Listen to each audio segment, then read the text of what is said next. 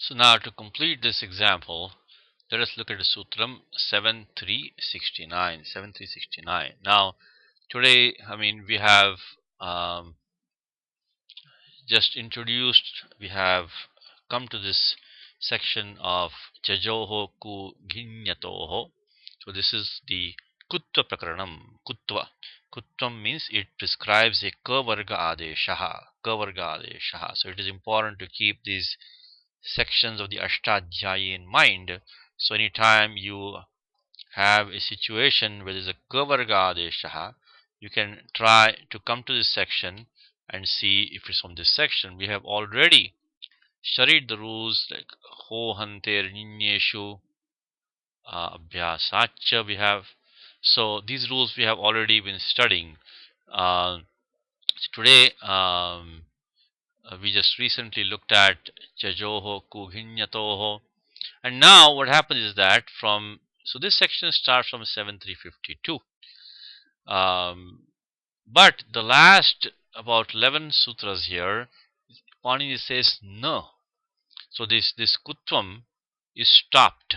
It's a nishedha.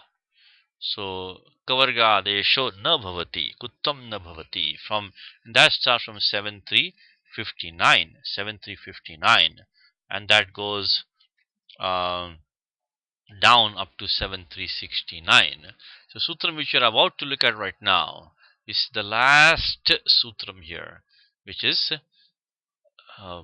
7369 Bhojyam Bhakshe. Bhojyam Bhakshe. So it is the last sutram in this section, and as I just mentioned to you, from 7359 starts the Nishedhaha. Nishedhaha. Okay, so one more time, this Kutta Prakaranam, this section where Panini prescribes the Kavarga Adesha, a substitute from the Kavarga, starts from 7352, Chajoho Ku Ghinyatoho, which we recently looked at, and we have already studied sutras like Hohante Ninyeshu, Abhyasa Cha, and now we are looking at a Nisheda Sutram because the Nishedha starts from 7359, Na Kvadehe. And the last sutram in the Nisheda Bhagha is this sutram Bhojyam Bhakshe. Bhojyam Bhakshe. So basically we are going to expect a situation where Panini is going to stop the Kavarga Adesha. Okay, so with that background now, let's look at this very simple sutram. It just says Bhojyam Bhakshe. So the word Bhojyam is given as a Nipatanam. Nipatanam, when Panini gives a ready-made form without giving us any derivation or steps, is called Nipatanam. Nipatanam means that the form just kind of drops down. It comes down to us from Panini, but he doesn't tell us what steps he has done there. So we have to back out from that and figure out what steps Panini has done. Why is Panini doing Nipatanam? So there must be something there that is being done by him, and then the form is being given to us. So Bhojyam Bhakshe. So very simple sutram says that Bhogyam Anyat. So this word Bhojya, this Pradipadikam Bhojya, not necessarily Napumsakalingam. The Pradipadikam Bhojya is given as a ready-made form, but it should only be used in the sense of Bhakshye, something which is edible, something which is fit to be eaten. So only in that meaning Bhojya can be used. For example, Phalam Bhojyam, Odanaha Bhojyaha. So fruit is to be fit to be eaten, should be eaten, ought to be eaten, may be eaten. Phalam Bhojyam. He says, then if you it's an adjective, so you can say, for example, Odanaha, rice.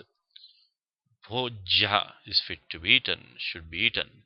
So that is, it has to be in a sense of eating. But Bhogyam Anyat, in any other meaning, the form is Bhogyam, which we just derived using Chajoho Kuginyatoho.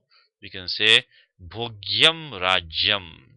The kingdom is to be enjoyed or experienced. So we just give the example of Prithvi Bhogya. The earth is to be enjoyed or fit to be experienced.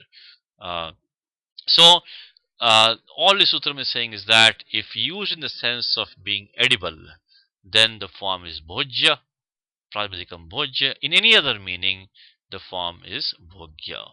So bhogya, which we derived from using 7352. In both cases, the affix nyat is being used, but in one case we are using chajoho ku hinyatoho to get bhogya, and this bhojya form is only in the special meaning of meaning edible. So the form bhojya is given as a nipatanam, as a ready-made form, in the sense of fit to be eaten, edible. In any other sense, the form is bhogya.